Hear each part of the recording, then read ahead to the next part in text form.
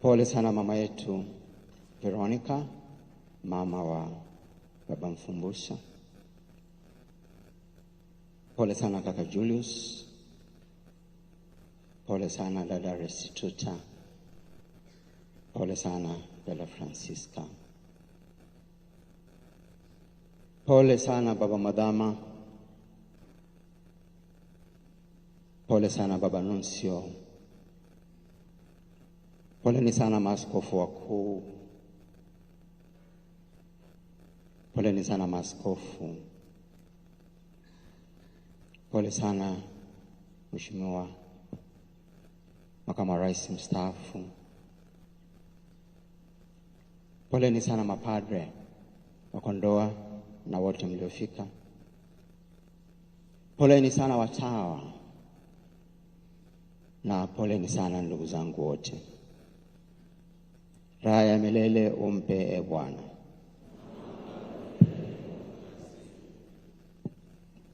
Baadhi yenu mliwahi kumsikia Kardinali Newman. Huyu akiwa bado kijana aliishi kule Italia, na siku moja akiwa anarudi nyumbani Uingereza alikozaliwa,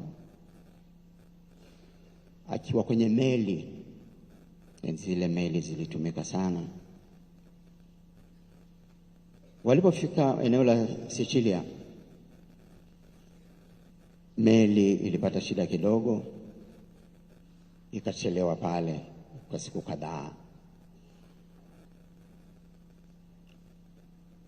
Naye katika kipindi kile ambacho meli imechelewa akaugua. Akaugua sana tu mpaka akafikiri anakufa, mwisho wake umefika. Akiwa katika hali hiyo ngumu, aliandika maneno yafuatayo: mwanga niongoze katika hili giza. Mwanga wa Mungu niongoze katika hili giza. Anaandika Newman.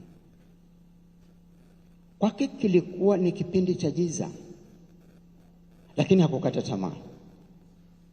Bado aliamini katika mwanga wa kimungu.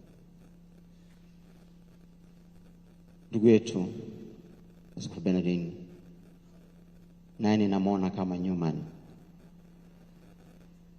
Nilikuja kumwona wiki mbili kabla hajaenda Nairobi kwa matibabu. Tukaongea mengi. Alikuwa bado kitandani, lakini alikuwa mdhaifu sana, lakini alikuwa hajali hali yake. Anasema Mungu yupo baba, Mungu yupo, atanijalia nguvu. Hiyo ndio imani ya huyu baba ilivyokuwa. Lakini pia sisi hapa sasa hivi, na tangu tusikia habari zake, tumekuwa katika hali ya majonzi vile vile, na tupo katika hali ya majonzi. Yote ambayo tumesema tangu tusikie kifo chake yanadhihirisha hilo, kwamba tuko katika majonzi na maumivu. Lakini hali hii haitadumu kwa muda mrefu sana. Ni kwa sababu tunajua kwamba nguvu ya Yesu mfufuka itajaza utupu aliouacha mwenzetu. Tunaamini kwamba mwanga wa imani katika Kristo mfufuka, fumbo tuliloadhimisha wiki chache zilizopita wakati wa Pasaka, litajaza mioyo yetu nguvu tena. Huu mwanga wa Kristo ninaozungumzia ulianza kule Galilaya, lakini ulikuwa kwa ajili ya dunia nzima, sio kwa ajili ya Galilaya tu. Ndio maana Bwana wetu Yesu Kristo aliwateua wale mitume wake na kuwaambia wakasambaze huo mwanga ulimwenguni kote. Mmesikia katika Injili Kristo anasema, nifuateni nami nitawafanya wavuvi wa watu. Mathayo amesikia sasa hivi sura 4. Anapowaambia wakawe wavuvi, anawapa mitume utume maalum. Utume wa kupeleka habari njema kwa dunia nzima, kupeleka imani kwa wasio na imani, kupeleka matumaini kwa wasio na matumaini, kuwapa nguvu walio dhaifu na kuwafariji wanaolia. Sahihi tunapomsindikiza ndugu yetu huyu aliyekuja duniani hapa na kateuliwa na Mungu kutangaza habari hiyo njema kama mitume, tunakumbuka huo utume maalum. Mpendwa wetu Askofu Bernardin Mfumbusa aliitika wito huo kwa nguvu zake zote na akafanya hilo kila siku. Ratiba yake ya kichungaji inadhihirisha hilo, na mipango yake mingi ya maendeleo katika jambo hili inajisemea wenyewe kama tulivyosikia katika wasifu wake. Amefanya mengi kwa jambo hili, tena kwa upendo mkubwa. Amefanya mengi katika kanda yetu ya Dosiko, kanda ya kati, Dodoma, Singida na Kondoa, tunaitwa Dosiko sisi. Amefanya mengi katika kanda ya Mesea, kwa kanisa lote la Afrika na dunia nzima. Hata alipochoka kwa ugonjwa wake, bado alikuwa tayari kutumikia, na hakika amefanya makubwa. Anastahili kupongezwa. Elimu yake, moja ya vitu ambavyo kwavyo tutamkumbuka sana ni ubobezi wake katika elimu. Alikuwa msomi wa hali ya juu sana tu, na hakika leo tunazika kichwa kilichokwenda shule. Usomi wake huo ndio uliosukuma Baraza la Maaskofu kumpa majukumu mbalimbali, ikiwepo la kuajia elimu kule Sauti na maeneo mengine mengi. Na akiwa Sauti alionyesha kuwa yeye sio msomi tu, bali ni mtu mwenye busara nyingi pia. Ndio maana tukachagua ile somo la kwanza la busara. Labda hapa nifafanue kidogo tu tofauti kati ya busara na elimu. Wengine huwa tunachanganya hayo mawili. Mtu hupata elimu kwa kusoma vitabu na kwa mang'amuzi ya maisha, hilo mnajua. Busara kwa namna fulani inafanana na elimu, lakini asili yake ni Mwenyezi Mungu, sio vitabu. Kwa hiyo busara ni ya juu zaidi kuliko elimu, na kwa sababu asili yake ni Mwenyezi, haina hila ndani yake busara hiyo. Mfano, mtu mwenye elimu kubwa au akili kubwa anaweza akatumia uwezo wake huo kutenda mabaya, kama vile kuvuruga jamii, kuvuruga mawazo ya watu. Wale jamaa wanaoshughulika sana na cyber crime. Cyber crime ni ujanja wa kudukua siri za watu kwenye mtandao na hata kuwaibia watu kimtandao na hivyo. Sasa watu wenye akili nyingi ndio wanafanyaga hayo. Kama ana akili tu lakini hana busara. Lakini akiwa na busara ya kimungu, yote anafanya sawa sawa Mungu anavyopenda. Sasa tumweke Askofu Mfumbusa katika hili equation. Mnakumbuka hesabu ya equation Tumweke sasa kwenye hilo equation. Nilianza kwa kusema kuwa Askofu Mfumbusa alikuwa msomi sawa sawa. Lakini kwa kujua kuwa elimu peke yake haitoshi, aliomba sana na kuishi kwa nguvu zake zote busara aliyopata kwa Mwenyezi Mungu. Kwa maneno mengine, aliishi kile tulichosikia kwenye somo la kwanza mzee busara aliyotuambia. Hiyo ndio sababu iliyomfanya kanisa la Tanzania limpe majukumu niliyoshawataja, lakini pia akapewa majukumu mengine katika ngazi ya Afrika Mashariki na Kati pamoja na Afrika yote, na hatimaye akawa askofu wetu hapa. Na labda nunsi akipenda kutaja atataja kwamba siku chache kabla ya kifo chake, siku chache kweli, 3-4 tu, Baba Nuncio alikuwa amemletea habari kwamba amechaguliwa kushughulika na masuala ya upashanaji habari, na Baba Mtakatifu alimchagua na kwenye hilo jopo la wataalamu hao, na alikuwa mwezi ujao aende Kigali kwa mkutano wao wa kwanza. Lakini basi Mwenyezi amemwambia, Kigali yako ni mbinguni kwangu. Wapendwa, tulitaka Mwenyezi Mungu atupe mtu wa namna gani zaidi? Asante Mwenyezi kwa zawadi ya Baba Mfumbuza. Sasa leo tunapomsindikiza katika safari yake ya mwisho, nipende kumwomba sahihi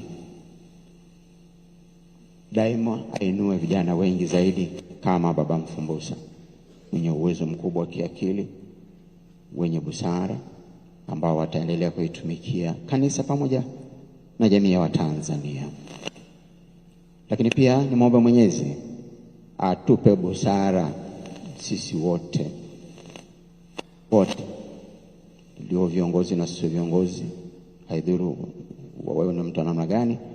Mungu atupe busara itusaidie katika kufanya maamuzi.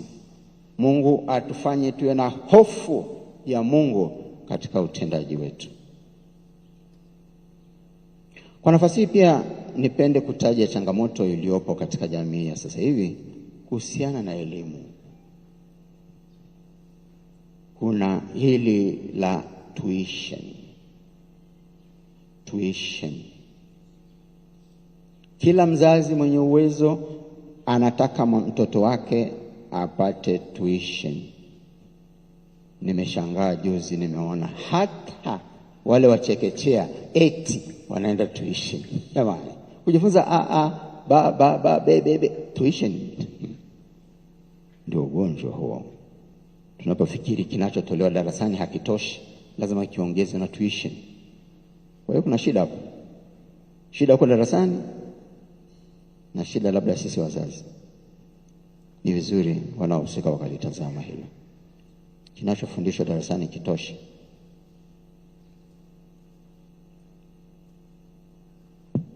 Lingine linalotokana na hilo, sasa wazazi tukisha fikiri elimu ndio kila kitu, ndio alfa na omega, ndio kila kitu, hata mtoto anapotakiwa aende mafundisho kujiandaa kwa komunyo ya kwanza na kipaimara, baadhi ya wazazi wanaona mtoto anapoteza muda, aende tuition, asiende kanisani kupata mafundisho. Lipo hilo. Mashahidi zangu ni kwamba paroko na mababu na wale wakatekista na wafundisha watoto. Kwa hiyo naomba niombe wazazi wote sasa rasmi kabisa kama mzee, naombeni wakati wa masomo ya kawaida mtoto aende shule na asome kwa nguvu zote, lakini inapokuja masuala ya kwenda kujifunza dini aende akakae na wenzake. Na linalofanana ni hilo ni wale wazazi wachache ambao kwa sababu ya vijisenti vyao hawataki watoto wao wakachanganyike na watoto wengine kwenye mafundisho. Mtoto wangu hawezi kwenda huko. Baba mmoja alikuja na gari akamchukua mtoto kabisa, akiwa na wenzake wanajifunza mafundisho. Si vizuri wazazi. Niseme nini tena kuhusu baba huyo? Mmesikia eneo lake la ubobezi ni teknohama au tehama. Mmesikia katika wasifu.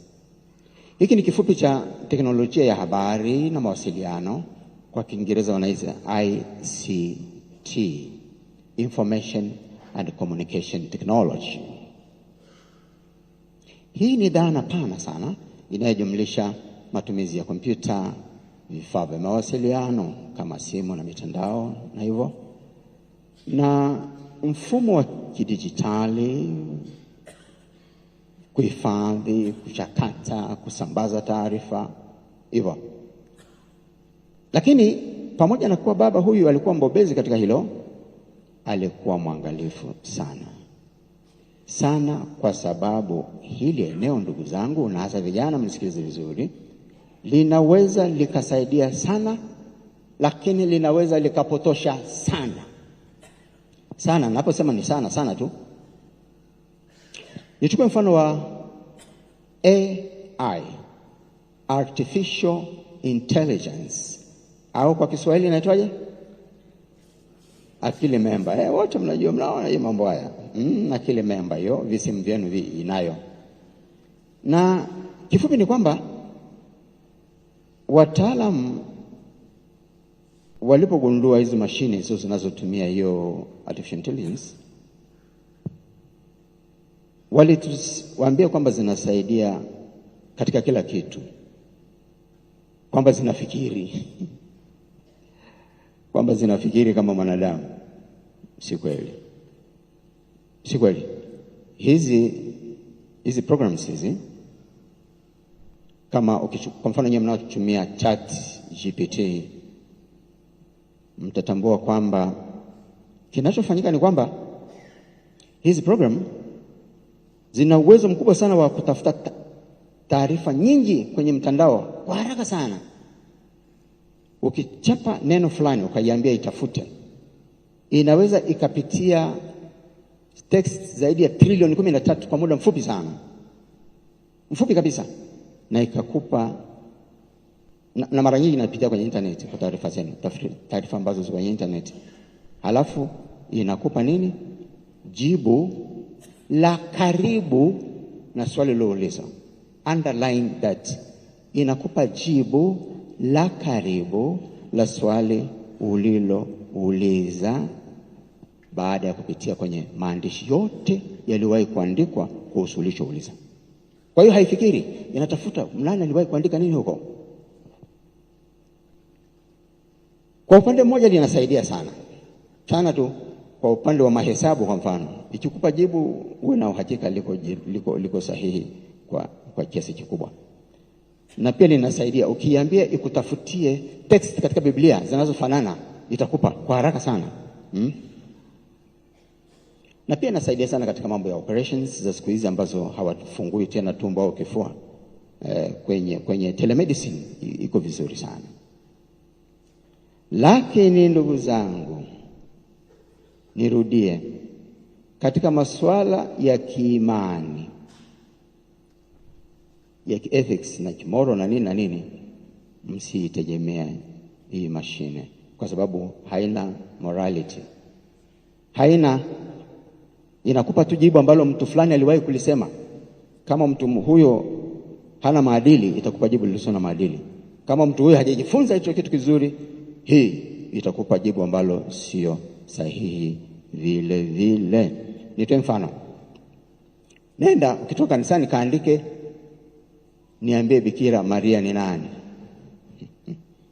Jibu la kwanza atakayokuambia ni mwanamke aliyeishi karne ya kwanza ambaye alikuwa mke wa Yosefu. Full stop. Nilitazama jana jioni kwa udadisi tu. Mtu wa kwanza anajibu hivyo. Sasa wewe kama ukibaki na hilo, utafundisha kitu ambacho ni potofu. Lakini ukiendelea kusoma, daima nakupaga majibu mbalimbali ya jirani. Kwa hiyo nataka kusema ni kwamba haitoi daima mafundisho sahihi ya kanisa Katoliki. Nasema daima, wakati mwingine najaribu, wakati mwingine si sawa. Kwa hiyo basi, naongea na nyinyi mapadri vijana mnaotafutaga mahubiri kwenye AI. Yasome, lakini usiyakopi yalivyo ukatuletea. Tutafundisha heresi. Pitisha hekima ya kimungu na Roho Mtakatifu akusaidie. Uweke na teolojia uliojifunza, ndio ukahubiri. Na pia vijana wote mnaosoma huko kwenye mtandao huo, mjue wengine nilikuta wanagombana, nimesoma kwenye internet bwana, kwenye AI iko hivyo. Sio majibu yote ni sahihi. Ndio maana nilisema hapa kwa ajili ya kuwaweka vijana wote na ndugu zangu wote vizuri. Nimalize kwa lile somo la pili ambalo tumesikia kuhusu jumuiya ya kwanza ambayo iliishi kwa umoja, kwa kupendana, kwa kushirikiana. Kwenu mapadri wa Kondoa, Mwenyezi amemchukua kiongozi wetu. Niombe katika kipindi hiki cha mpito, najua tutapata kiongozi wa kutusimamia kwa muda. Niombe tushikane kweli kweli, tuwe kweli kama jumuiya ya kwanza. Atakayetuona aseme kama wale watu wa mwanzo walioona jumuiya wa kwanza wakawasifa, wakasema waone hawa wanavyoshikana. Na ninyi mababa, naomba mshikane hivyo hivyo pamoja na Wakristo wote, tushikane hivyo hivyo mpaka watu waseme, pamoja na kuwa hawajapata askofu, lakini kweli Kondoa wanashikana. Tumsifu Yesu Kristo.